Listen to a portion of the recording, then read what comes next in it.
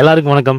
இன்னைக்கு இந்த வீடியோவில் நாம் பார்க்க போறது நீங்க எல்லாருமே பேசிட்டு இருக்கிற கண்டென்ட் தான். இன்னைக்கு சோசியல் மீடியால விஜய் திரிஷாவும் ஒன்னா இருக்கிற மாதிரி ஒரு போட்டோ வந்து நேத்து திரிஷா வந்து ரிலீஸ் பண்ணாங்க, கேக் வெட்டுற மாதிரி. இந்த போட்டோ இப்ப எடுத்ததா, இல்ல போன வருஷம் எடுத்ததா, இல்ல எப்போதான் எடுத்தது?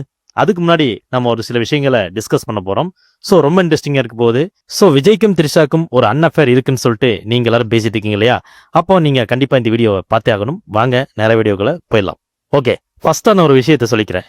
இன்னைக்கு வரைக்குமே வந்து திரிஷாக்கும் விஜய் அவர்களுக்கும் ஒரு ரிலேஷன்ஷிப் இருக்குன்னு சொல்லிட்டு அவங்க எந்த இடத்துலயும் அதிகாரப்பூர்வமா வந்து அவங்க வெளிப்படுத்தல. ஆனாலும் இந்த வீடியோ வந்து ஒரு தனிப்பட்ட நபரோட வாழ்க்கைய தீர்மானிக்கவோ இல்ல குற்றம் சாட்டவோ இல்ல.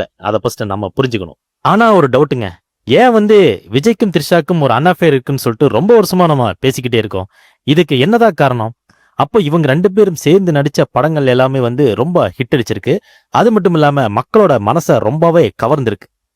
அதுவும் ஒரு காரணமா இருக்கலாம் இல்லையா? இப்போ ஒண்ணும் இல்லைங்க, ஒரு ஆக்டரும் ஆக்ட்ரஸும் வந்து சினிமால ரொம்ப கெமிஸ்ட்ரியா இருந்தா அவங்க நிஜ வாழ்க்கையிலும் கெமிஸ்ட்ரியா இருக்கணும் அப்படின்னு சொல்லிட்டு எதிர்பார்க்கிறதா நம்ம மக்களோட மனசு. இப்போ இன்னும் ஒரு சில விஷயம் சொல்றேன் கேளுங்க. இந்த கில்லி, குருவி, லியோ இந்த மாதிரி படங்கள் எல்லாம் இவங்களோட கெமிஸ்ட்ரி நல்லா ஒர்க் அவுட் ஆச்சு. இத பார்த்து நம்ம எல்லாருமே ரசிச்சோம். அப்போ இந்த மாதிரி டைம்ல இவங்களோட போட்டோவோ இல்ல ஏதாவது ஈவெண்ட்ல இவங்க கலந்துக்கிட்டாவோ உடனே நம்ம எல்லாரும் ஸ்பெகுலேஷன் பண்ண ஆரம்பிச்சிடறோம். கரெக்டா? அப்போ இந்த விஷயத்த இன்னொரு கோணத்துல பார்க்கலாம். என்னன்னா, நம்மளுக்கு பிடிச்ச ஒரு ஜோடி வந்து ரியல் லைஃப்ல ஒன்னா இருந்தா நல்லா இருக்குமே அப்படின்னு சொல்லிட்டு நம்மளோட மைண்ட் வந்து யோசிக்கும். அதனாலேயே வந்து சில விஷயங்கள் நம்மளுக்கு வந்து ரொம்ப அப்பட்டமா தெரியும். அப்போ நம்ம இன்னொரு விஷயத்த யோசிச்சு பாருங்க. ஒரு தனிப்பட்ட நபரோட வாழ்க்கையை விவாதிப்பது கரெக்டா? ஏன் அவங்களுக்குன்னா பிரைவசி இருக்க கூடாதா? ஒரு நடிகர்னா அவங்களுக்கு தனிப்பட்ட வாழ்க்கைன்னு ஒண்ணு இருக்குல்ல, அதை நம்ம எப்படி நம்ம ஜட்ஜ்மெண்ட் பண்ண முடியும் சொல்லுங்களேன். இப்போ நம்ம ரியாலிட்டியோட இதை கனெக்ட் பண்ணி பார்க்கலாம். என்னன்னா, ஒரு 20 வருஷத்துக்கு முன்னாடி இதே மாதிரி ஒரு செலிபிரிட்டிஸோட ஒரு போட்டோ வந்து ரிலீஸ் ஆச்சுன்னா அது ஒரு சில நாட்கள்ல காசிப் ஆகி அது அப்படியே மறைஞ்சிடும். ஆனா இன்னைக்கு பாருங்க, ஏதாவது ஒரு போட்டோ லீக்கேஜ் ஆச்சுன்னா அதை பத்தி நூத்துக்கணக்கான போஸ்ட், ட்விட்டர்ல பாத்தீங்கன்னா அதை பத்தின விவாதம், அது மட்டும் இல்லாம யூடியூப்ல நூத்துக்கணக்கான வீடியோஸ், அது மட்டும் இல்லாம ஏர்போர்ட்ல ஏதாவது போட்டோஸ் வந்தா கூட அதையும் பத்தி இந்த செய்தி சேனல்ல எல்லாருமே தொடர்ந்து விவாதம் செய்யறாங்க. ஏன்? எங்க போகுது நம்ம நாடு? அப்போ உண்மையை விட கண்டென்ட் தான் வந்து காட்டு தீ மாதிரி பரவிட்டு இருக்கு. கரெக்டா? நம்ம ரசிகர்களுக்கு எப்பவுமே ஒரு எமோஷனல் கனெக்டிவிட்டி இருக்கும். அதனாலதான் அந்த காலத்துல இருந்தே தொன்று தொட்டு வருது. அதாவது ரஜினி ஸ்ரீதேவி, கமல் ஸ்ரீவித்யா, அது மட்டும் இல்லாம அஜித் சாலினி, இந்த மாதிரி விஜய் திரிஷான்னு கூட வச்சுக்கோங்களேன். இந்த மாதிரி ஒரு எமோஷனல் கனெக்ஷன்ஸ் வந்து எப்பவுமே வந்து இருந்துட்டு இருக்கு. அதனாலதான் வந்து மக்களும் வந்து இப்படி ஒரு ஜோடி இருந்தா நல்லா இருக்கும் அப்படின்னு சொல்லிட்டு நினைக்கிறாங்க, ஃபீல் பண்றாங்க. அதை பார்க்கும்போது அதை பார்த்து என்ஜாய் பண்றாங்க. இன்னும் டீப்பா சொல்றேன் கேளுங்க. ரூமர்ஸ் வந்தாவே மக்கள் எல்லாம் வந்து நம்ப ஆரம்பிச்சிடுறாங்க இன்றைய காலகட்டங்கள்ல. அப்படி இருக்கிற போது ஒரு செலிபிரிட்டியோட இன்டர்வியூ பாக்குறதோ, அவங்கள பத்தி படிக்கிறதோ, இல்ல அவங்களோட போட்டோஸ் வச்சு நம்ம தெரிஞ்சுக்கிறத வச்சு எனக்கு அவங்கள பத்தி நல்லாவே தெரியும்பா, அவங்க இப்படிதான் சொல்லிட்டு நம்ம எல்லாம் வந்து ஒரு ஜட்ஜ்மெண்ட் எடுத்துறோம். ஆனா உண்மையை யோசிச்சு பார்த்தா உண்மையான விஷயம் என்னன்னு சொல்றேன் கேளுங்க. ஒரு 2% கூட அவங்களோட பர்சனல் லைஃப்பை பத்தி நம்மளுக்கு தெரியவே தெரியாது. ஆனா எல்லாமே தெரிஞ்சவன் நம்ம பேசுவோம். இல்லப்பா எனக்கு அந்த நடிகரை தெரியும்பா, அவங்க அப்படிப்பா இப்படிப்பான்ட்டு. ஆனா எதுவுமே உண்மை இல்லை, பூஜ்யங்க நம்மெல்லாம். இதுல இன்னொரு விஷயம் கேளுங்க. ஒரு போட்டோவை பார்த்து ஒருத்தவங்களோட ரிலேஷன்ஷிப் பத்தி நம்ம தெரிஞ்சுக்க முடியாது. அது மட்டும் இல்லாம சின்னதா ஸ்மைல் பண்றாங்க அப்படிங்கறத பார்த்தும் கூட அவங்களோட வாழ்க்கை வரலாறுலாம் வந்து எழுத முடியாது. இதுதான் இன்னைக்கு யதார்த்தம். இதை நம்ம புரிஞ்சுக்க வேணும். ஆனா இன்னைக்கு இதைத்தான் சோசியல் மீடியா வச்சு செஞ்சுட்டு இருக்கு. ஓகே, இப்போ மெல்லமா அரசியலுக்குள்ள வந்துடலாம்.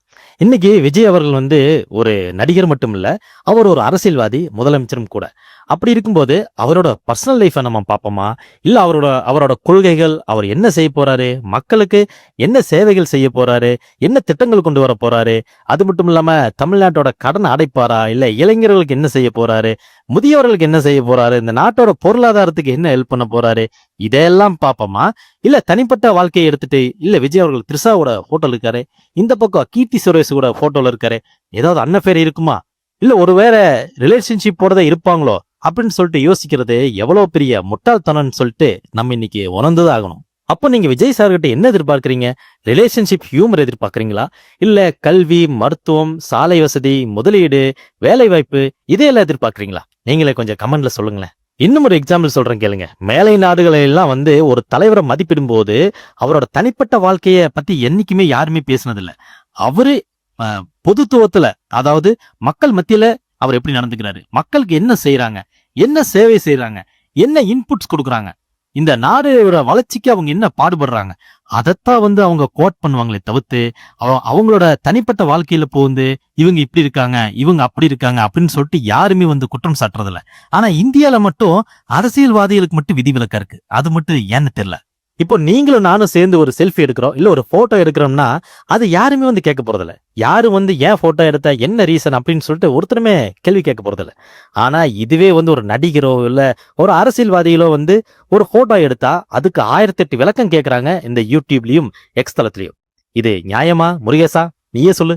அப்போ அவங்க செலிபிரிட்டியா இருக்கிறனால அவங்களோட முழு தனியுரிமையும் போயிடணுமா என்ன? இன்னைக்கு இந்த சோசியல் மீடியா கண்டென்ட் கிரியேட்டர்ஸ்க்கும் யூடியூபுக்கும் மிகப்பெரிய பங்கு இருக்கு இந்த ரூமர்ஸ் கிரியேட் பண்றதுல. என்னன்னா ஒரு பாலிசி வீடியோன்னு சொல்லிட்டு ஒருத்தங்க அப்லோட் பண்றாங்கன்னா அது ஒரு 10,000 வியூஸ் தான் போகுது. ஆனா ஒரு அன்ஃபேர் ரிலேஷன்ஷிப் இருக்குன்னு சொல்லிட்டு ஒரு வீடியோ ரிலீஸ் ஆச்சுன்னா அதை 2 லட்சம் பேர் பாக்குறாங்க. அப்படி இருக்கும்போது இந்த கண்டென்ட் கிரியேட்டர்ஸ் எல்லாம் எதை வந்து அதிகமா புஷ் பண்ணுவாங்க? ஒரு பாலிசி வீடியோ போட்டா 10,000 வியூஸ் தான் கிடைக்குது. இதே ரூமர்ஸ் கிரியேட் பண்ற வீடியோ கிளப்பி விட்டா அது 2 லட்சம் 4 லட்சம் 5 லட்சம் வியூஸ் கிடைக்குது. இது ஒரு மிக முக்கியமான காரணமா இருக்கு. கண்டென்ட் கிரியேட்டர்ஸ் வந்து எதெல்லாம் வியூஸ் அதிகமா போதோ அதை தான் வந்து ப்ரிப்பேர் பண்றாங்க. அதனாலதான் இந்த அன்ஃபேர் ரிலேஷன்ஷிப்பை பத்தி அதிகமான வீடியோஸ் வந்து ஸ்ப்ரெட் பண்றாங்க. அதனாலதான் ஒரு நாளைக்கு இந்த மாதிரியான விஷயங்கள் ட்ரெண்ட் ஆகி நம்மள எங்க போனாலும் எக்ஸ் தளத்துக்கு போனாலும் யூடியூப் போனாலும் இன்ஸ்டா பேஜ் போனாலும் எல்லா பக்கமே இந்த ரூமர்ஸ் தான் சுத்திட்டு இருக்கு. இதுக்கு மிக முக்கியமான காரணம் சோசியல் மீடியாவோட பங்கும் இதுல ஒளிஞ்சிருக்கு அப்படிங்கிறத நம்ம இங்க புரிஞ்சுக்கணும். அப்போ விஜய்க்கும் த்ரிஷாக்கும் ரிலேஷன்ஷிப் இருக்கு அப்படின்னு சொல்லிட்டு நம்ம எல்லாம் நம்பிட்டு இருக்கோம். அது உண்மையா இல்லையா அப்படிங்கிறது அவங்களுக்கு தான் தெரியும். ஆனா அது நமக்கு இப்ப தேவையா? ஒரு தலைவரை பத்தி பேசும்போது அவரோட அரசியல் வாழ்க்கையை பத்தி தான் பேசணுமே தவிர்த்து தனிப்பட்ட காரணங்களுக்காக அவங்க எப்படி இருப்பாங்க இப்படி இருப்பாங்க அப்படின்னு சொல்லிட்டு இந்த காசிப் பேசுறதெல்லாம் நம்மளுக்கு உண்மையாவே தேவையில்லாத ஆணையா தான் நம்மளுக்கு தோணுது. அவர் யாரு கூட இருந்தா நம்மளுக்கு என்னப்பா? அவர் இந்த நாட்டை நல்லா பாத்துக்கிறாரா? உங்களை என்னையும் நல்லா பாத்துக்கிறாரா? நம்மளுக்கான திட்டங்கள் கொண்டு வராரா? அப்படிங்கறதா வந்து முழு கவனத்தையும் நம்ம எடுக்கணுமே தவிர்த்து திரிஷாவோட கேக் வெட்டினாரா, அனுஷ்கா கூட போய் செல்ஃபி எடுத்தாரா, இல்ல கீர்த்தி சுரேஷ் வீட்டுக்கு போய் சாப்பிட்டு வந்தாரா அப்படிங்கறதெல்லாம் நம்மளுக்கு இங்க தேவையில்லாத ஒரு விஷயமா தான் நான் பாக்குறேன். இப்போ நான் பிராக்டிக்கலா பேசுறேன், கொஞ்சம் கேளுங்க. நம்ம ஒரு டாக்டர்கிட்ட போறோம்.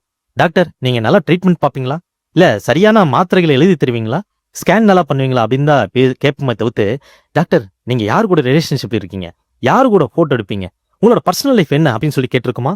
இதே நம்ம குழந்தைகளை ஸ்கூலுக்கு அனுப்புறோம், நம்மளே வந்து ஸ்கூல்ல இருந்து வந்திருக்கோம். அப்படி இருக்கும்போது டீச்சர்ஸ் எப்படி சொல்லி தராங்க, டீச்சர்ஸ் எப்படி நம்மளை கைட் பண்றாங்க, நம்மளை எப்படி பாஸ் பண்ண வைக்கிறாங்க அப்படிங்கிறத பார்ப்போமே தவிர்த்து டீச்சர்ஸ் நீங்க உங்களோட பர்சனல் லைஃப்ல என்ன நடந்திருக்கு, நீங்க யாரு கூட இருக்கீங்க அப்படின்னு சொல்லிட்டு நம்ம என்னைக்காவது ஒரு நாள் கேட்டிருக்கோமா? அதே மாதிரிதான் இன்னைக்கு லாயர்கிட்ட போறோம். லாயர்கிட்ட போயிட்டு நம்ம பிரச்சனைகளை தான் சொல்றோம். லாயர் நீங்க யாரு கூட அன்அஃபேர்ல இருக்கீங்க, யாரு கூட டச்ல இருக்கீங்க சொல்லுங்க, அப்பதான் நான் என்னோட கேஸ் உங்ககிட்ட கொடுப்பேன்னு சொல்லி நம்ம கேட்கிறோமா? இல்ல. அப்ப அரசியல்வாதி கிட்ட மட்டும் நம்ம எதுக்கு அவங்களோட தனிப்பட்ட வாழ்க்கையை நம்ம தெரிஞ்சுக்கணும்னு ஆசைப்படுறோம்? தனிப்பட்ட வாழ்க்கையில இப்படி எல்லாம் இருக்குன்னு சொல்லிட்டு எதுக்கு நம்ம குற்றம் சுமத்தணும்? அது நம்மளுக்கு தேவையில்லை தானே. அவங்க என்ன பண்றாங்க, அவங்களோட டியூட்டியை கரெக்டா செய்யறாங்களா, இல்ல அவங்க அதாவது பர்சனல் லைஃபை விட இந்த பாலிடிக்ஸ்ல இல்ல இந்த மக்களுக்கான சேவைகளை ஏதாவது குற்றம் குறை இருந்தா அதை நம்ம தட்டி கேட்கலாம், தப்பு இல்லை. ஆனா தனிப்பட்ட நபரோட பர்சனல் லைஃபுக்குள்ள பூந்து நீங்களும் நானும் பேசுறது அவ்வளவோ நல்லா இல்ல. நம்ம லைஃப்லயே வந்து 1008 பிரச்சனைகள் குழப்பங்கள் எல்லாமே போயிட்டு இருக்கும். அப்படி இருக்கும்போது ஒரு செலிபிரிட்டிங்கும் போது அவங்க எவ்வளவு சுமைகளை தாங்கிட்டு இருப்பாங்கன்னு சொல்லி நம்ம யோசிச்சு பேசணும். ஒருத்தங்களை பத்தி நம்ம பேசுறதுக்கு முன்னாடி, ஒரு காசிப் பேசுறதுக்கு முன்னாடி அவங்களோட லைஃப்ல அவங்க என்ன அச்சீவ்மெண்ட் பண்ணிருக்காங்க, எந்த இடத்துல இருக்காங்க, என்ன பொசிஷன் இருக்காங்க, அவங்களுக்கு என்னென்ன சவால்கள் இருக்கும், இதெல்லாம் நாம கொஞ்சம் தெரிஞ்சுக்கிட்டாவே இந்த மாதிரி காசிப் பேச மாட்டோம். காசிப்ங்கிறது ஒரு என்டர்டைன்மெண்ட்டுக்காக தான் வந்து நம்ம முழு நேரத்தையும் இப்போ செலவு பண்ணிட்டு இருக்கோம். இன்னைக்கு ஒரு 12 மணி நேரம் நம்ம எஃபெக்டிவா ஒர்க் பண்றோம், வீட்டுல பர்சனல் லைஃப்ல இருக்கோம் அப்படின்னா அதுல அடுத்தவங்களோட லைஃப்பை பத்தியே நம்ம நிறைய நேரம் வந்து பேசுறோம், அடுத்தவங்களுக்காகவே சில விஷயங்களை எழுதுறோம். இதெல்லாம் வேண்டாம் அப்படின்னு சொல்லி நம்மளுக்கு தோணுது. சோ இதை பத்தின உங்களோட கருத்துக்களை நீங்க கமெண்ட் செக்ஷன்ல தெரிவிக்கலாம். விஜய் அவர்கள் இப்போ த்ரிஷா கூட இருக்கிற மாதிரி என்ன ஒரு போட்டோ வந்துச்சு இல்லையா, அந்த போட்டோ வந்து நேத்து எடுத்த போட்டோ கிடையாது. அந்த போட்டோ வந்து விஜய் அவர்களோட இந்த வருஷத்தோட பர்த்டேக்கு எடுத்த போட்டோ கிடையாது. இது வந்து த்ரிஷா ஏஐல கிரியேட் பண்ண போட்டோங்க. சோ விஜய் அவர்கள் முழு நேர அரசியல்வாதியா இப்ப செயல்பட்டு இருக்காரு. அவருக்கு இந்த லவ் பண்ணவோ இல்ல ஃப்ரெண்டு கூட கேக் கட் பண்ணவோ டைம் இல்ல. அவர் மக்கள் பணியில் ஈடுபட்டு இருக்காரு. இந்த வீடியோ பத்தின உங்களோட கருத்துக்களை நான் தெரிஞ்சுக்க ஆவலா இருக்கேன். இந்த வீடியோக்கு லைக் பண்ணுங்க, ஷேர் பண்ணுங்க. இந்த காசிப் பேசுற நண்பர்களுக்கு இந்த வீடியோவை ஸ்ப்ரெட் பண்ணி விடுங்க. மீண்டும் அடுத்த வீடியோவை சந்திப்போம். நன்றி, வணக்கம்.